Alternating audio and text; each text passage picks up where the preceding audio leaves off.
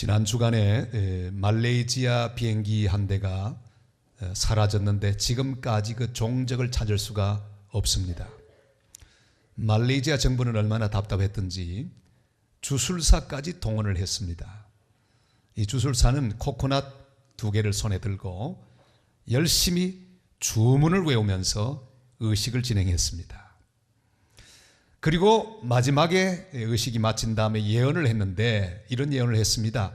그 비행기는 하늘로 지금 날고 있든지 추락했든지 그 정도 예언이면 우리도 다 하겠습니다. 근데 그 주술사가 왜 코코넛을 들었을까요? 그 지역에 있는 사람들의 보편적인 신앙에서 비롯됩니다. 모든 필요를 채워주는 생명의 근원으로 이 코코넛을 그들은 이해하고 있다고 합니다. 답답한 사람들을 더 답답하게 만드는 예언을 그들이 했습니다. 그러나 원시적인 이 주술 행위의 모든 행동을 통해서 우리는 사람들의 마음을 읽을 수가 있습니다. 사람들은 생명을 얻기를 원합니다. 그리고 또한 나쁜 것들을 다 몰아내기를 원합니다. 단지 그 생명의 근원이 무엇인지를 모르고 있기에 우리는 답답할 뿐입니다. 태국에 가면 태국의 여러 소수 부족 가운데 피똥 누에라라고 하는 부족이 있습니다. 이 부족은 바나나를 하나님처럼 섬깁니다. 그래서 늘 바나나를 숭배하고 바나나 곁에 살다가 바나나를 다 따먹으면 또 다른 장소로 옮겨가는 그들입니다. 그들에게 있어서 바나나는 생명이기에 생명처럼 떠받들고 숭배를 하고 있습니다. 몰라서 그런 것을 어떻게 하겠습니까? 그런데 오늘 우리 하나님의 말씀은 너무도 분명하게 생명의 근원이 무엇인지를 밝혀주고 있습니다. 가장 확실하고 분명하게 죄를 사하여 주고 하나님이 기쁘게 받으시는 제사가 무엇인지를 오늘 말씀은 분명히 밝혀주고 계십니다. 하나님은 친히 기쁘게 받으시는 제물을 밝히고 계시는데 바로 소나 양이나 염소 같은 제물을 주님이 받으신다고 말씀하셨습니다. 그리고 가난한 자를 위해서 특별한 제사를 준비했는데 그것은 바로 산비둘기나 집비둘기 같은 조그마한 그런 동물을 주님 앞에 바치도록 그리하여 죄의 사함을 받도록 허락을 해 놓으셨습니다. 이 모든 제물은 바로 우리의 모든 죄를 지시고 십자가에 피 흘려 돌아가신 생명의 근원 되신 예수 그리스도를 상징하는 그런 귀한 제물입니다. 수도 없이 이 속죄의 죄는 계속되고 반복되었습니다. 모든 예언의 말씀을 그대로 이루는 이 귀한 속죄의 제사가 계속되었고 급기야는 세상 죄를 지고 가시는 하나님의 독생자 예수 그리스도가 이 땅에 오셨고 우리 죄를 담당하시며 골고다 십자가 위에서 돌아가셨습니다. 그래야 우리를 하나님의 자녀로 만드시고 하나님의 백성 되게 하셔서 오늘도 이 시간 예수 그리스도의 이름으로 참된 제사를 드리며 예배를 드리며 은혜를 받는 거룩한 백성으로 우리를 삼아 주셨습니다. 오늘은 사순절 둘째 주일, 친히 하나님께서 기쁘게 받으시는 제사가 무엇인지를 묵상하고 참으로 하나님이 기쁘게 받으시는 복된 제사를 드리는 참된 예배자들이 다 되시기를 바랍니다. 그들이 제물을 준비한 다음에 먼저 해야 할 것은 그 제물 위에 손을 얹고 안수하는 것이었습니다. 그 머리에 안수할지니 그렇게 말씀하고 있습니다. 우리 한번 4절을 읽겠습니다. 그는 번제물의 머리에 안수할지니 그를 위하여 기쁘게 받으심이 되어 그를 위하여 속죄가 될 것이라. 아멘. 제물이 준비되면 그 위에 손을 얹고 안수해야 합니다. 이것은 바로 제물과 죄인된 자신을 일체화시키는 행위입니다. 그는 이렇게 믿으며 손을 얹어야 합니다.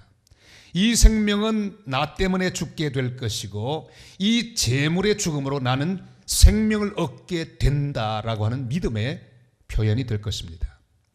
예수님의 옷가에 손을 대기만 해도 병이 낫겠다고 확실히 믿음을 가졌던 12회를 혈루증 앓던 여인, 믿음으로 그는 자신의 모든 것을 다 던져 예수님의 옷가를 만졌습니다.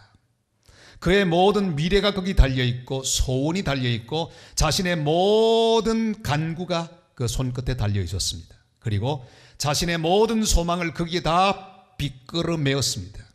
그리고 나음을 받았습니다. 그러니까 여기 말하는 안수의 의미는 그런 것입니다. 우리는 골고다 십자가 나사렛 예수 그리스도 그분을 믿음의 손으로 뻗어 만져야 합니다.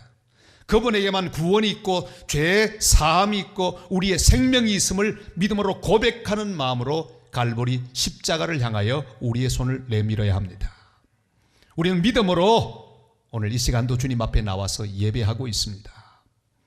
시간적으로는 2000년 전입니다. 장소적으로는 한국이 아니고 이스라엘 땅입니다. 그럼에도 불구하고 우리는 믿음으로 내 손을 내밀어 십자가를 지시는 예수님, 골고다로 오르시는 예수님, 십자가에 못 박히신 그 예수님 위에 손을 얹어야 합니다. 그리고 우리는 이렇게 고백해야 합니다. 주님, 날 위해 고난 당하시는군요. 날 위해 버림을 받으시는군요. 주님 감사합니다. 이렇게 믿음으로 우리의 손을 내밀어 저 골고다 십자가에 주님을 붙잡는 복된 예배자들이 되시기를 바랍니다. 이제 야구 시즌이 되었습니다.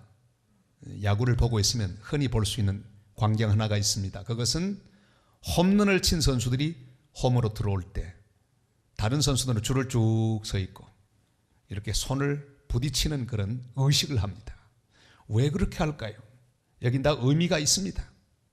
홈런 쳤던 그 타자의 손끝에 있는 그 신기한 기운, 홈런을 칠 수 있는 그 능력, 그것이 다른 모든 선수들에게도 그대로 전달되어서 이기게 되기를 바란다는 염원이 담겨 있습니다.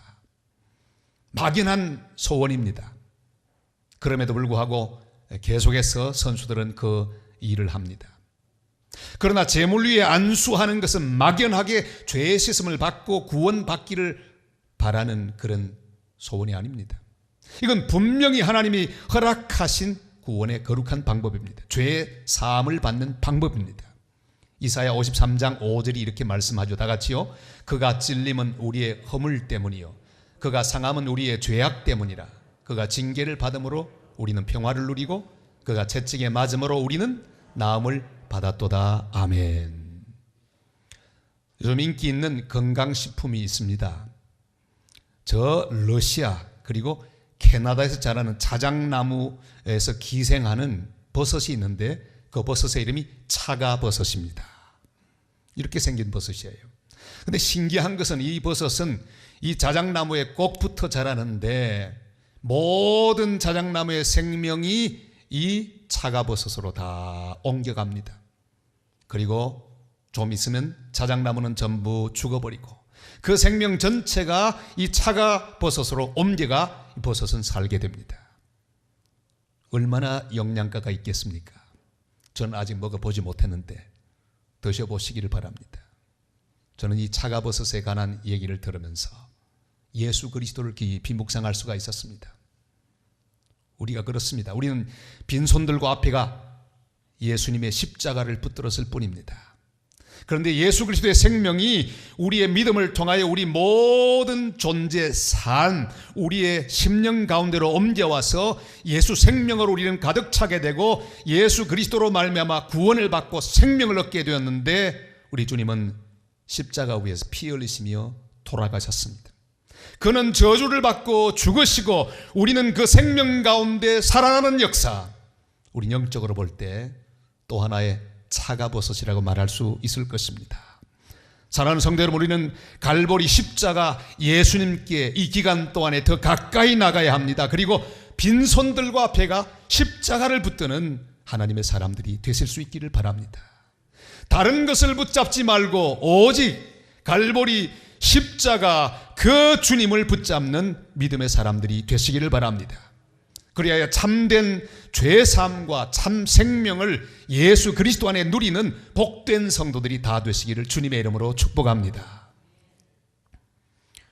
예수님이 참으로 기쁘게 받으시는 제사는 희생제물에 손을 얹어 안수하는 가운데 드려지는 제사입니다. 우리는 하나님 앞에 나가 주님의 십자가를 믿음으로 붙잡고 우리의 모든 죄가 그 십자가로 인하여 다 사함을 받고 그 십자가로 인하여 우리에게 생명이 주어졌다는 사실을 확신해야 합니다. 자, 그러나 그뿐 아니라 한 걸음 더 나가서 이 죽인 제물의 피를 제단 사방에 뿌리도록 주님은 말씀하셨습니다. 5절 말씀을 같이 읽겠습니다. 그는 여호와 앞에서 그 숫송아지를 잡을 것이요 아론의 자손 제사장들은 그 피를 가져다가 회막문 앞 제단 사방에 뿌릴 것이며 아멘. 여러분, 그 장면을 한번 상상해 보시기를 바랍니다. 어린 양이 죽었습니다. 붉은 피가 막 솟구칩니다. 제사장이 그 피를 제단 구석구석에 뿌립니다. 피의 냄새가 온 사방에 퍼집니다. 회막에 퍼집니다. 피가 제단 사방에 흐르면서 구석구석으로 스며들고 있습니다. 바로 이것이 하나님이 기쁘게 받으시는 제사의 모습입니다. 피가 흘러야 합니다. 스며 들어가야 합니다. 막 뿌려져야 합니다. 예수 그리스도의 십자가의 죽음이 그저 우리만 죄사함 받고 천국 가는 것으로 끝나서는 안 됩니다. 우리의 삶의 구석구석에 깊이 스며들어야 합니다. 우리의 의식 속에 숨어들어야 합니다. 우리의 가슴 속에, 우리의 삶 속에, 우리의 관계 속에, 우리의 모든 생업 가운데 우리 주님의 십자가의 보혈이 깊이 스며들 수 있게 되시기를 바랍니다. 우리의 예배 가운데 예수 그리스도의 보혈이 흘러서 스며 들어가야 합니다. 우리의 인격 가운데 구석구석을 이 보혈이 채우며 흘러가게 해야 합니다. 요즘 연속극이 하도 많았어요. 이 한국 사람들 취미 가운데 하나가 연속극 보기예요. 그런데 연속극을 보다가 우는 사람들이 많이 있습니다. 제 친구 하나도 전화를 하는데 연속극 보고 울었대요. 뭐가 그렇게 슬프더냐? 저는 아무리 봐도 슬픈 내용이 없던데. 여러분, 그리스도인도 연속극을 보면서 울 수 있습니다. 그러나 문제는 예배를 드리면서 십자가에 관한 말씀을 듣는 데는 전혀 마음이 움직이지 않는데 거짓말 이야기를 하는데 거기서 운다면 이건 뭔가 앞뒤말이 맞지 않는 그런 말이라고 말할 수 있습니다. 우리의 찬송에 보혈이 흘러가야 합니다. 우리의 기도 가운데 보혈이 흘러가야 합니다. 말씀에도 보혈이 흘러가기를 바랍니다. 예배 감격에 빠지는 참된 예배자들이 되시기를 바랍니다. 보혈은 우리 가정 속에도 뿌려져야 합니다. 우리의 부부 관계 속에도 뿌려져야 합니다. 보혈이 우리의 모든 관계 속에 흘러가야 합니다. 우리의 생업에도 뿌려져야 합니다. 보혈이 뿌려진 가정 속에는 용서와 용납이 있습니다. 부부간 그 관계 속에 보혈이 흘러간다면 부부 사이에 용서가 있습니다. 덮어주는 일이 있습니다. 가려줍니다. 용서해줍니다. 보혈이 뿌려진 관계는 원수를 맺지 않습니다. 서로 손을 잡아줍니다. 참아냅니다. 용서해줍니다. 자기의 이익을 결단코 구하지 않습니다. 무례히 행치 않습니다. 우리의 모든 삶의 현장에 동서남북으로 하나님의 거룩한 독생자 어린 양 예수 그리스도의 보혈이 뿌려지는 그런 은혜를 받게 되시기를 바랍니다. 보혈이 뿌려지는 생업은 무조건 돈을 버는 것이 목적이 아닙니다. 우리의 생업에도 주님의 보혈이 뿌려져야 합니다. 우리 한국에도 지점이 많이 있습니다만은 세계적인 이 햄버거 업체들이 한국에도 들어와 있습니다. 무슨 햄버거 많이 있습니다. 제가 그 이름은 다 말하지 않겠습니다. 여러분 다 아시잖아요. 근데 요즘 미국에서 제일 인기 좋은 햄버거 집이 있습니다. 그게 뭐냐 하면 인앤아웃입니다. 한번 보세요. 가시다가요 캘리포니아 지역에 특별히 많이 있습니다. 저거 보시면 다른 데 말고 여기를 들어가시기를 바랍니다. 왜? 맛이 기가 막혀요. 1948년 한 그리스도인의 가슴에 주의 보혈이 흐르기 시작했습니다. 그는 창업을 하는데 그 창업 가운데 주님의 보혈이 흘렀습니다. 이 그리스도인은 주님 앞에 결심을 합니다. 몇 가지 원칙을 세웠습니다. 쇠고기는 절대로 얼리지 않는다. 냉동 쇠고기를 쓰지 않기로 결심했습니다. 기름도 신선한 것만 쓴다. 그리고 야채는 당일 배달된 것만 사용한다. 감자도 신선한 것을 직접 그 자리에서 썰어 그걸로 튀겨서 그렇게 만들어낸다. 그리고 포장지나 또한 거기에 있는 여러 박스에는 반드시 성경 구절을 기록한다. 지금 그대로 하고 있습니다. 이번에도 가서 제가 먹어봤는데 얼마나 맛있는지. 전 딴 데 안 가고 꼭 거기만 갑니다. 아주 고기도 신선하고요. 그리고 고기 사이에 또 양파가 있어서 아삭아삭한 맛을 느낄 수 있고, 얼마나 감자튀김이 맛있는지 맛이 예술이에요. 제가 마치 광고비 받은 사람 같지요. 먹으면서 느꼈습니다. 한 그리스도인의 가슴 속에 보혈이 흘러가면 생업조차도 이렇게 하나님 앞에서, 사람 앞에서 정직한 물건을 만들어내는구나. 그 맛을 느끼면서 하나님 앞에 영광을 돌릴 수가 있었습니다. 그리고 포장지 뒤를 보니까 요한복음 3장 16절, 사랑하는 성도 여러분, 주의 보혈이 우리의 삶에 흘러야 합니다. 가슴에 흘러야 합니다. 관계 속에 흘러야 합니다. 우리의 취미생활 가운데 흘러야 합니다. 주님의 모든 보혈이 우리의 사고방식 속으로 흘러야 합니다. 내 인격 가운데로 흘러야 합니다. 전방위로 예수 그리스도의 능력의 보혈이 줄줄 흘러 스며들어가는 은혜가 이 사순절 기간 동안에 우리 가운데 있게 되시기를 축원합니다. 교회 생활에만 뿌려지면 곤란합니다. 주일에만 이 보혈이 뿌려지면 곤란합니다.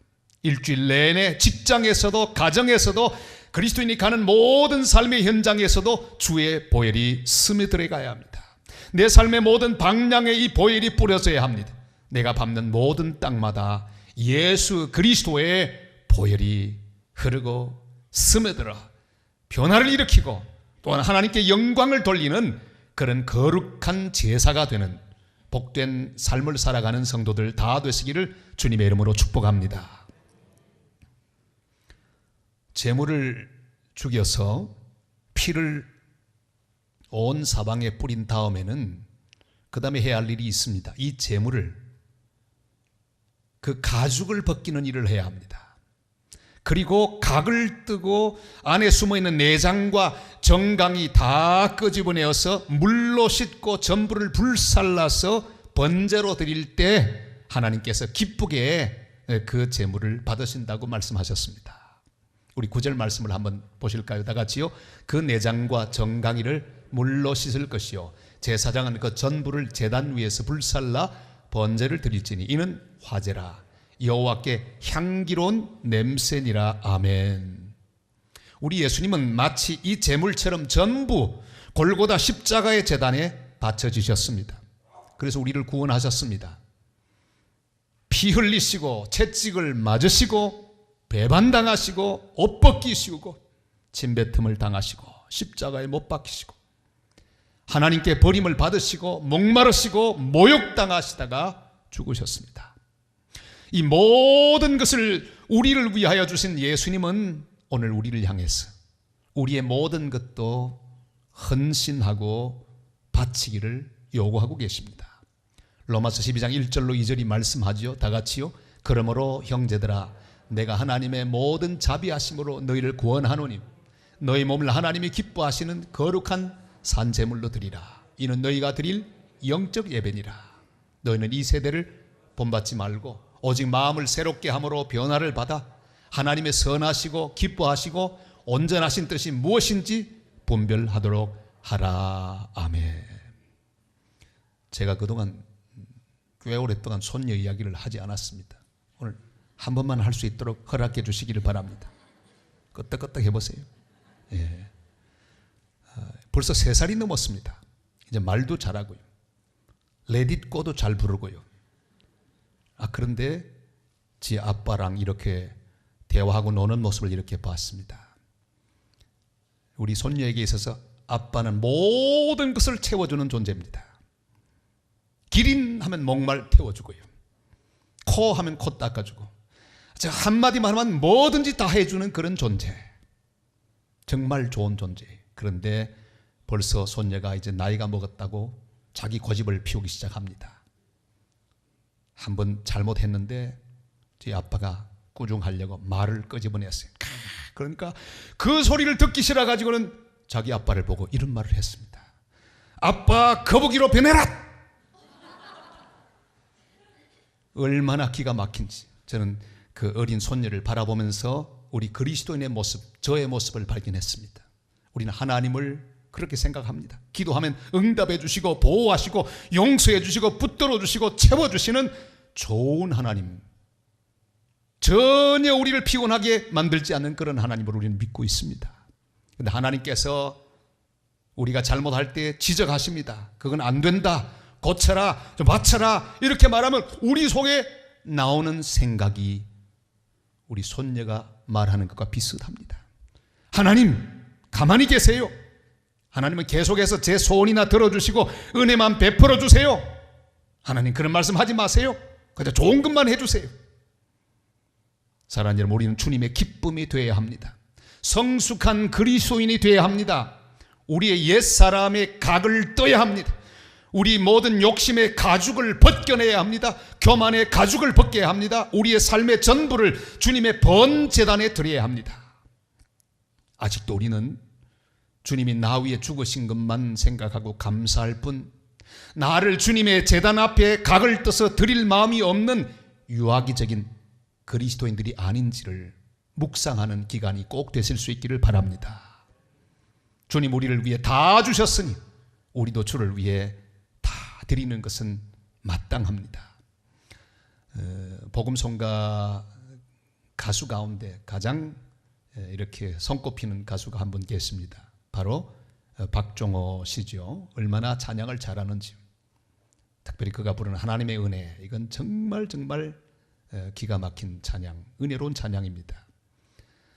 그는 서울대를 다닐 때 조수미 씨와 쌍벽을 이루는 아주 우수한 두 학생이었습니다. 조수미 씨는 세계적인 성악가가 돼서 온 세계 무대에 서고, 지금 박종호는 복음송가 가수가 되어서 작은 교회도 찾아가고 큰 교회도 찾아가는 찬양 사역을 계속하고 있습니다. 그가 깨어진 계기가 있었습니다. 한 번은 미국에 초청을 받아서 집회를 인도하는데 어느 작은 도시에 있는 한인들이 자기를 불러서 그곳으로 비행기를 타고 가게 됐습니다. 5시간을 타고 가는데 궁금해서 물었습니다. 그래, 이번에 얼마나 모입니까? 서너 명이나 될까요? 그 말 듣고 기가 막혔습니다. 그래도 자기가 박종호인데 하나님 앞에 원망 섞인 기도를 했답니다. 하나님, 그런 몇 명 안 되는 집회 그런 데는 하나님이나 가시죠. 왜 저를 보냅니까? 힘듭니다. 그랬더니 하나님께서 자기가 쓰는 말로 말씀하더래요. 그래, 네 똥 굵다. 자기가 그렇게 들었대요. 그래, 너 잘났다. 네가 누구냐? 너는 복음송가 가수가 아니냐? 너는 나를 노래하는 사람이야. 단 한 명이라도 가야지. 그 말에 그만 깨어졌어요.